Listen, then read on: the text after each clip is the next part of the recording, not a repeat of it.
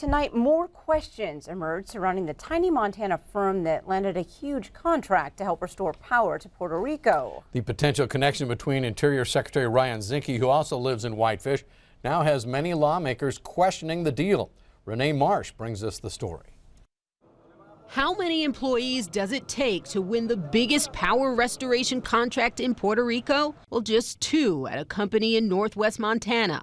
That unlikely answer is now puzzling many in Washington. This is our mobile command center that we brought down for the storm. Whitefish Energy Holdings is just 2 years old and had just 2 staffers when Hurricane Maria struck Puerto Rico last month. Yet on September 26, it was awarded a contract worth up to $300 million to rebuild part of the island's decimated power grid. The company now has hundreds of contractors working on the island and a goal to ramp up to 1,000. We plan to be here until everyone has power. But its home base is a world away in Whitefish, Montana. One of the most well-known residents in the small town of about 7,000 is Interior Secretary Ryan Zinke. As a son of a plumber and a kid who grew up in a small timber town and railroad town in Whitefish near Glacier Park. Whitefish CEO Andrew Tekmansky knows Zinke and has reportedly reached out to him to free up more resources.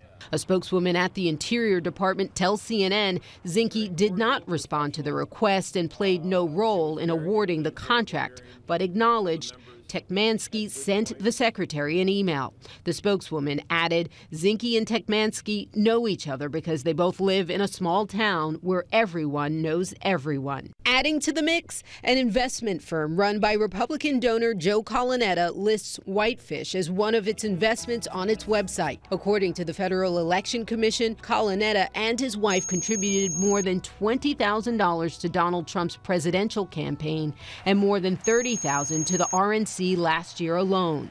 But Whitefish told CNN's Bill Weir there's nothing fishy about its contract with Puerto Rico. You're a brand new company, right? We've been around for a few years, and we specialize in difficult and mountainous terrain projects. So all I can say is we took the call and we're here. They called you? We called each other. On the other end of that phone call, PREPA, Puerto Rico's publicly owned utility company. Its director told CNN the cash-strapped island chose Whitefish because it didn't require a deposit. In that moment, we were not in a position to offer that collateral. The other company did not ask for a guarantee of payment.